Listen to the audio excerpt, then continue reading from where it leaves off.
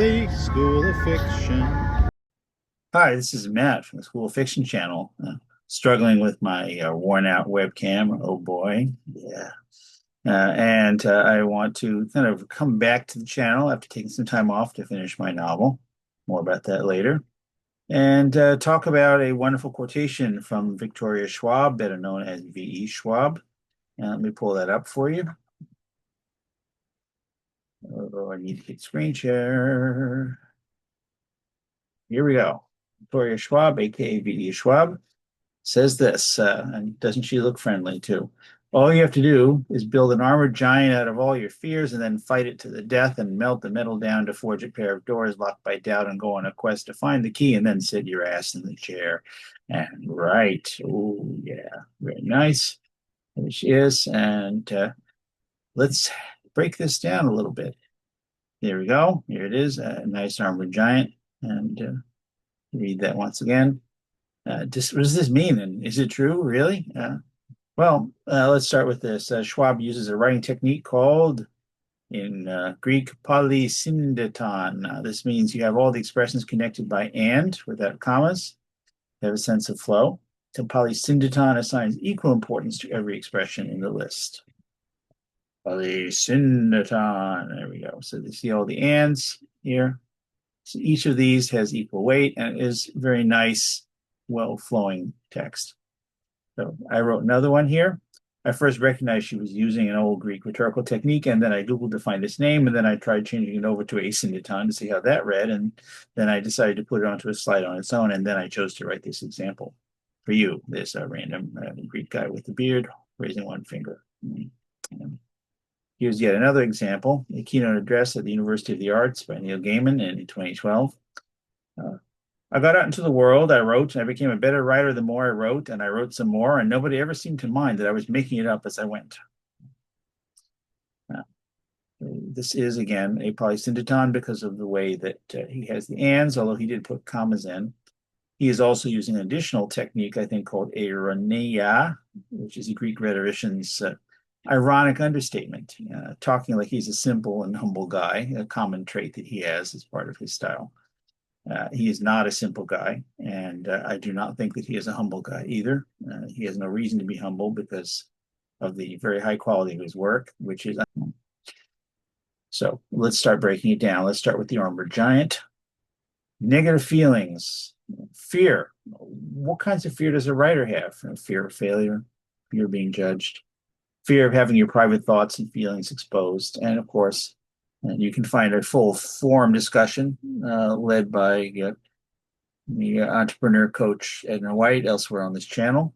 Imposter syndrome, the idea that you have no business being a writer or no business doing what you're doing, that you don't belong in the same place with other people who are doing it. So that is the armored giant that's built out of all your fears. So where are we going from here? You have to conquer your fear to fight to the death, right? Then you melt the metal down to forge a pair of doors locked by doubt. Take what you're afraid of, make a pair of doors, right? Now you see I have a doubt over here over the doors. What does that mean? Self-doubt, right? Doubting that your material can find an audience, some aspects of imposter syndrome, right? And now we have to do what? Go on a quest to find the key and sit your ass in the chair and write. So go on a quest to find the key means figure out how to get past the doubt. The doors are locked by doubt. You have to unlock them. This is not V.E. Schwab, but it kind of looks like her. And then sit your ass in the chair and write. That means it's just work. Just put the words down, right? So is she right? Now we've broken down what she says.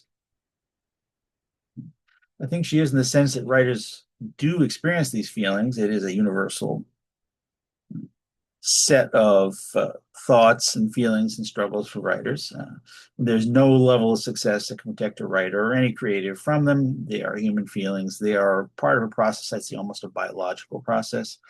I remember when J.K. Rowling did a big TV interview that they asked her, do you feel a fraud?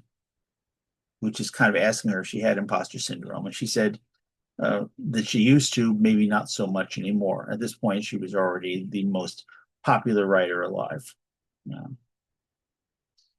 She no longer felt a fraud, but she had done, and probably has continued to do so from time to time, more and more justifiably.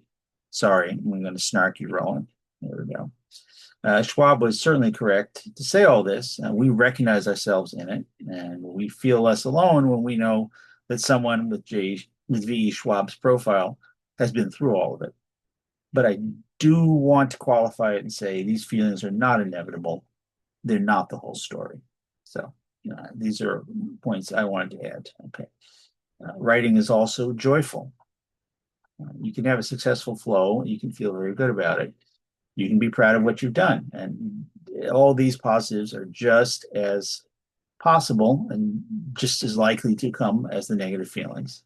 Neither the positive nor the negative feelings are fully right. They're both part of the process. You physiologically bounce between them for reasons that are not necessarily connected to the quality of what you did, not to the amount, not to how objectively good someone might think it is or bad.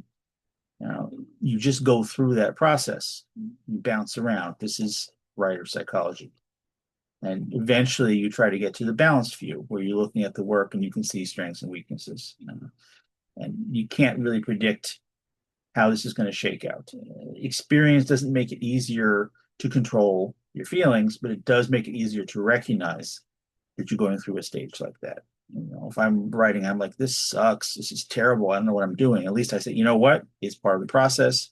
I'm not going to take it seriously. I'm just going to work anyway. This is where I am. It doesn't make me stop feeling it. It doesn't make me, not want to go and cry to someone about it. Of course, all those things continue to happen, but I also have been through it enough times to know what it is. So Victoria V. Schwab inspires us, but she also does something that I wish she had not done, which is to perpetuate the image of artists as special people who have unique suffering. Oh, the long-suffering artist, tearing out the hair, knocking back a drink. I don't know if you can see the little box there. I'm going pretending to tilt a glass.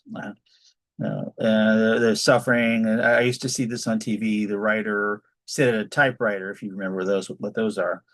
Type a couple of words and they go, ah, and tear it out and throw it, wad it up and throw it away. And this is the idea that writers just have this strange emotional temperament. And it's partly because there have been some great writers who had that. F. Scott Fitzgerald, the big drunk, is an example. But this is not really how you define what makes a good writer. Good writers don't suffer more than other people. Good writers work at their writing more than other people. That's the reality of it. Somebody who works steadily and produces a lot of material might well be a better writer than someone who is suffering. Right? So the process, the emotional process, is chaotic, but we want to keep the good stuff in mind as much as the bad. And perhaps Ms. Schwab has quotations about the positive side somewhere else. So this is the one that's floating around the internet. So I wanted to take it on. Look, as writers, we aren't special. Our work is special. As humans, we are, ordinary. And the more calm we are, the more we can get done. So that's what I wanted to say about that. This is the part that I want to agree with the most. Sit your ass in the chair and write. In fact, you can start today's writing session right now after you like and subscribe. And, please watch for my novel coming up in July 2026, Mrs. Moore, #1, Queen of Doubts, urban fantasy for adults. And thank you.